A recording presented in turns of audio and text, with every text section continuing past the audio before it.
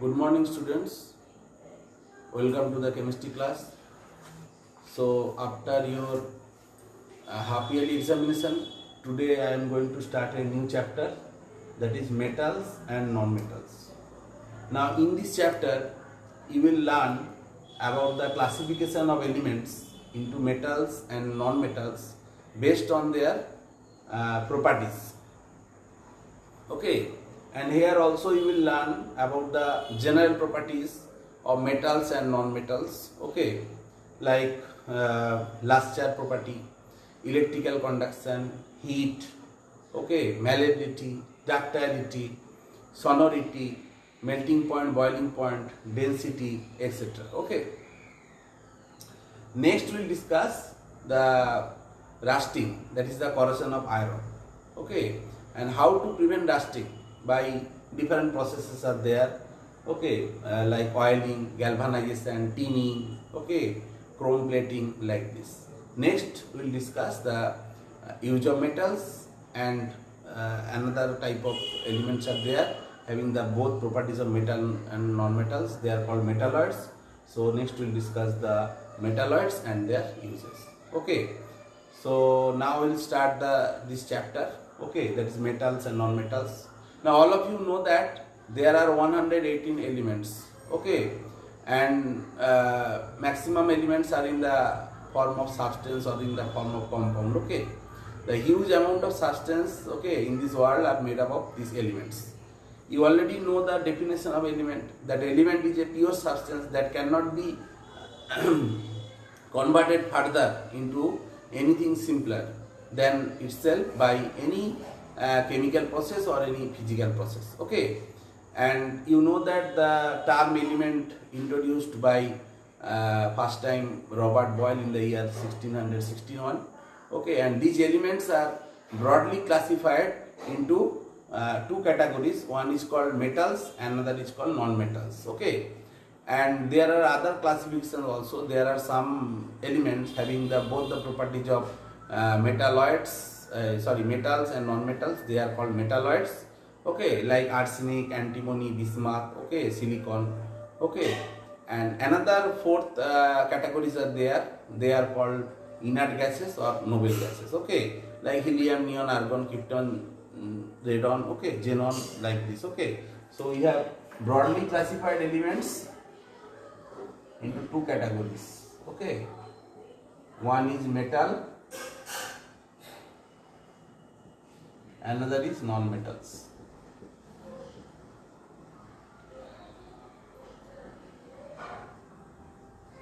Others we can write metalloids, another we can write that is noble gases. Now one by one we will discuss. Mainly in this chapter we will discuss about metal and non-metal. Some metalloids also we will discuss. Okay. Now metals. Most of the elements, whatever you know from 118 elements, are metals like iron, gold, platinum, aluminium, all the examples of common metals. And you know that the first metal invented, that is the copper, and that time people made utensils, okay, weapons and other objects, okay, from this metal copper. Okay, next we will discuss that this occurrence of metals.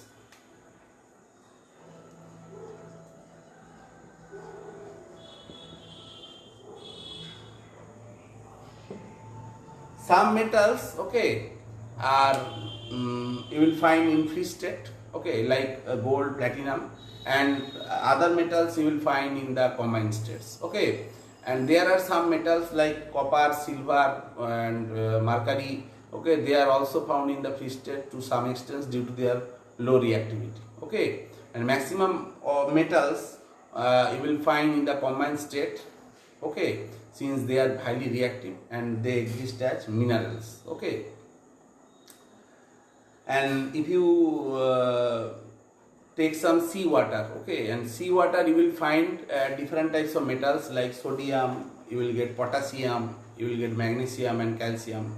This type of metals you will find as their salts. Like if you evaporate, you will get sodium chloride, potassium chloride mixture you will get. Okay, Next we'll discuss the relative abundance of metals in earth crust.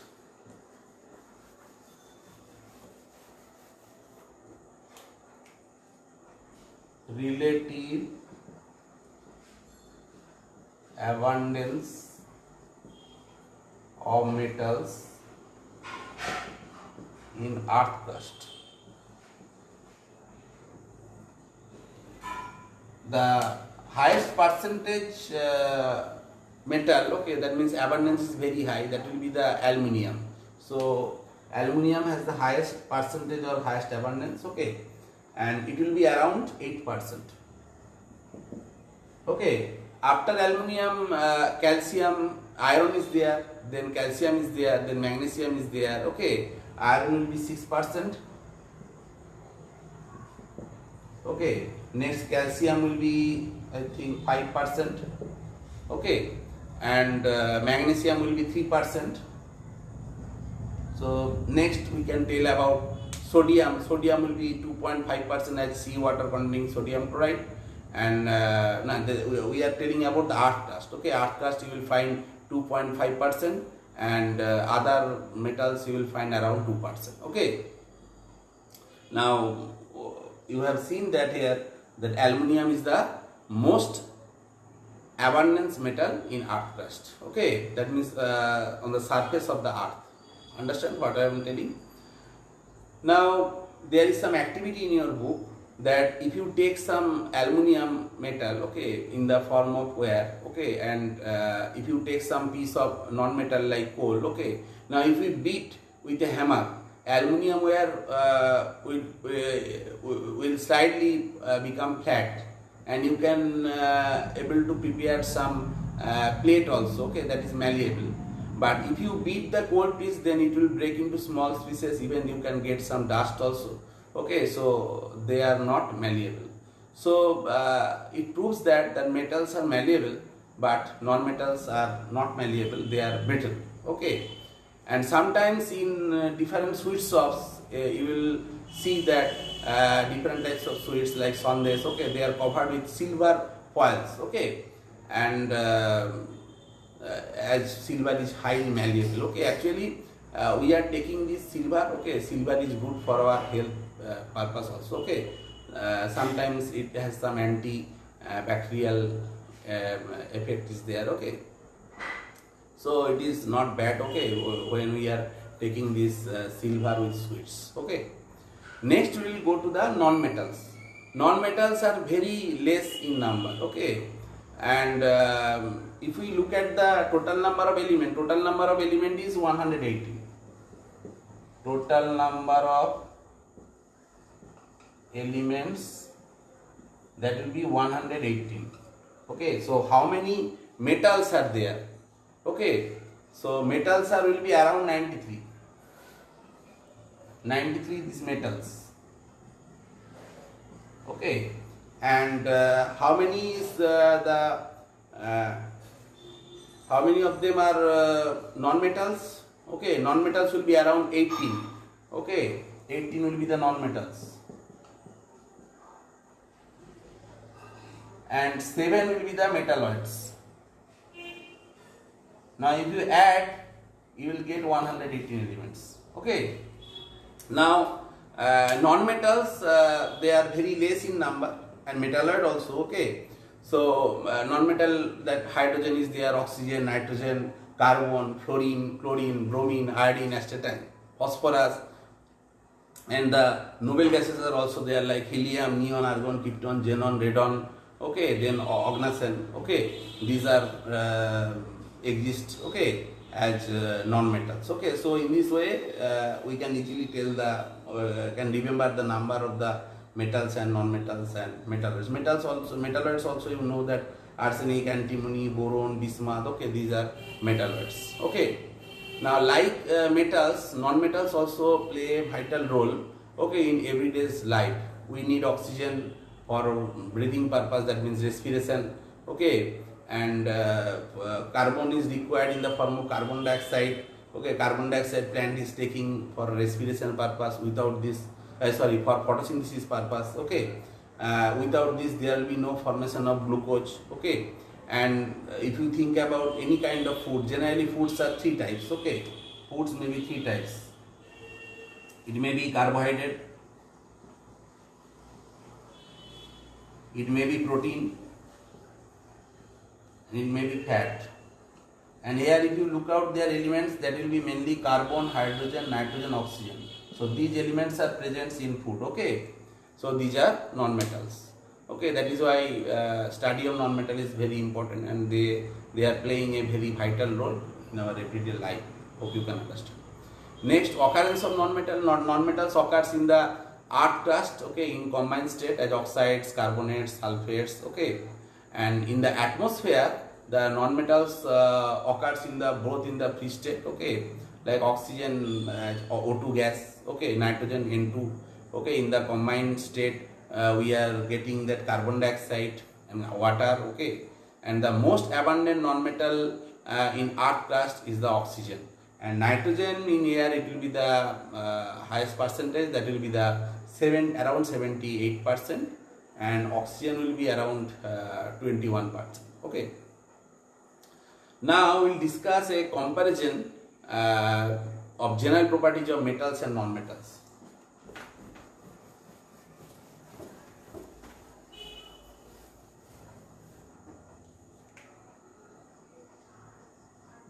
Comparison of general properties of metals and non-metals. Okay. So first we'll discuss take one property, and then we'll discuss the difference between metals and non-metals. First we'll discuss the physical state. All of you know that all metals are in solid state, and non-metals may be in the three state. It may be gaseous state, it may be liquid state, it may be solid state. Okay, example I can give that iron, okay, the aluminium, okay, like copper, silver, all are in solid state. But there are some metals, okay, that is liquid metal, okay, liquid state. There is a marker. This is the exceptional case. Okay, and if you think about oxygen, nitrogen, okay, these are non-metals in the gaseous state. If you think about bromine is a liquid non-metal, and sulfur, okay, phosphorus, okay, these are the in solid state. Next we will discuss about the luster. All of you know that metals are shiny appearance, that is called metals are lustering. Okay, so metals are lustrous, okay, but non-metals are non-lustrous, okay, but there are some exceptional case like graphite and iodine, okay. Graphite is a non-metal, actually it is an allotrope of carbon, okay, having hexagonal shape structure, okay, and it is lustrous, and iodine also a non-metal, okay, this is also lustrous, okay. Next we will go for hardness.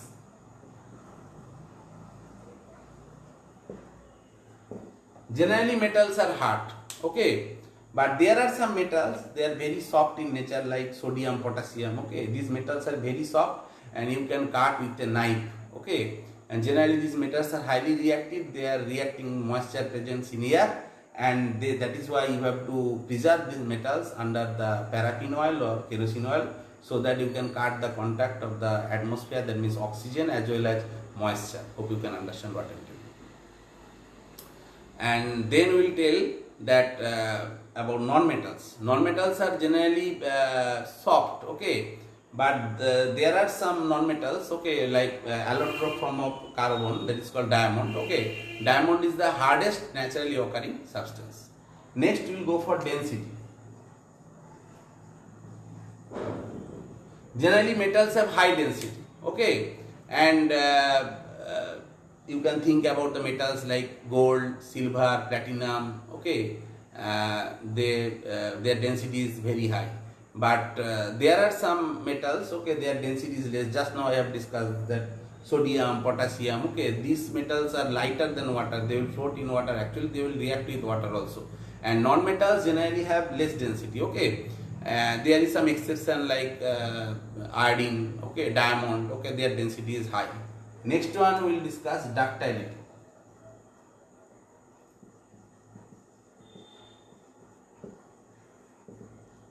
Now you have to understand what is ductile. Ductiles means metals can be drawn into wires, okay. You can make some copper wire, you can make iron wire, you can make aluminum wire, okay. So metals are ductile, but if you think about the non-metals, okay, non-metals are not ductile. You cannot make any, you cannot draw a wire. But there are some exceptions like carbon when they are forming polymers, okay. There may be other elements also, hydrogen may be there. Then they are showing that property of ductility, okay. This is exceptional case. Next one we will discuss about malleability.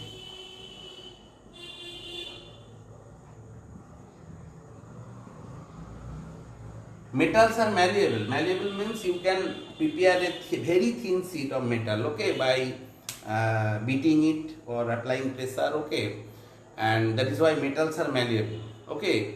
But non-metals, if you consider non-metals are not malleable, okay. There are some exceptions, but zinc is a metal, but it is not malleable. Hope you can understand. Next we will discuss that thermal and electrical conductivity. Thermal and electrical conductivity. Okay, generally metals are very good conductor of heat and electricity.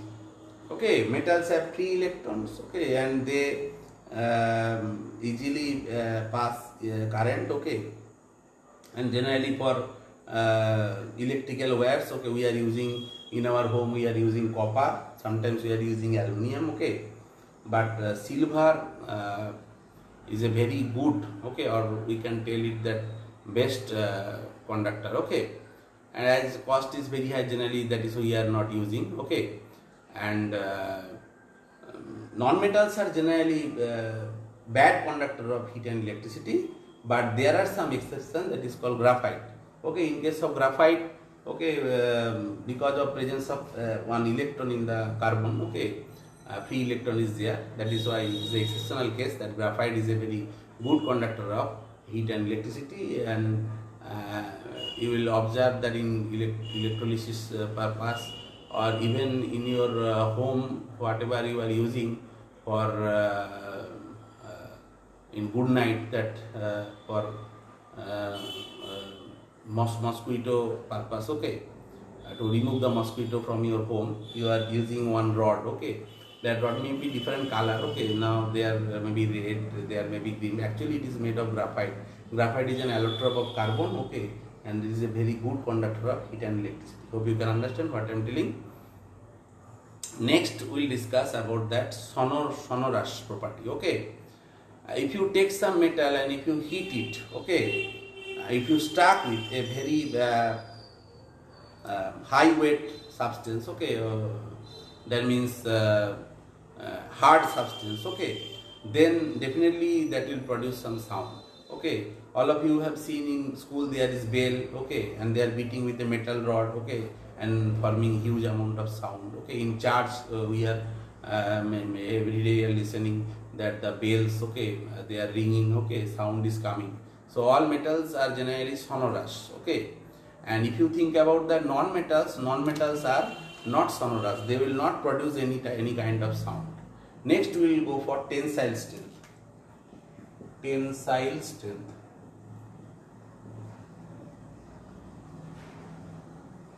Tensile strength means it can bear high weight. Suppose if you are preparing a metal wire and just below it, if you are placing a huge amount of weight, you can take that 4 kg weight, you can take 5 kg weight, okay. Then what will happen? It can bear this weight, okay, and so that is why metals have high tensile strength. Understand? But if you think about non-metals, okay, non-metals have no high tensile strength, and there are some exceptions like carbon fiber, okay. Carbon fiber can bear some amount of weight. This is exceptional case.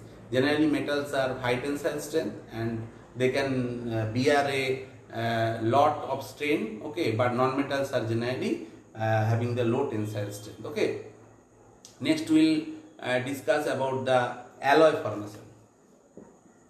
Alloy is a mixture of metals, okay, homogeneous mixture of metals. Sometimes there may be non-metal, but only non-metal cannot form alloy, okay.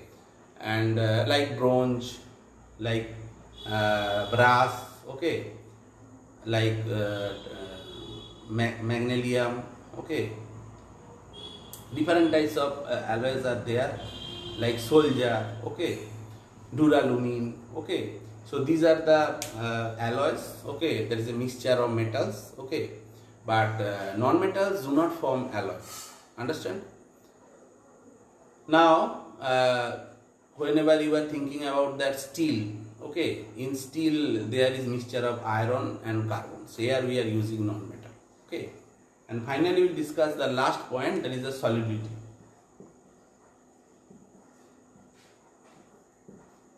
Now metals are generally not soluble in water and not in organic solvent. Sometimes metal may react with acid, okay, and forming metallic salt, okay, and sometimes it may produce hydrogen gas, okay.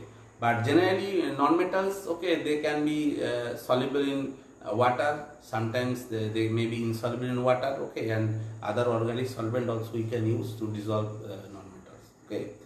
So in this way we can easily understand the comparison of the general properties of metals and non-metals. So today up to this, next day we will discuss more. Thank you.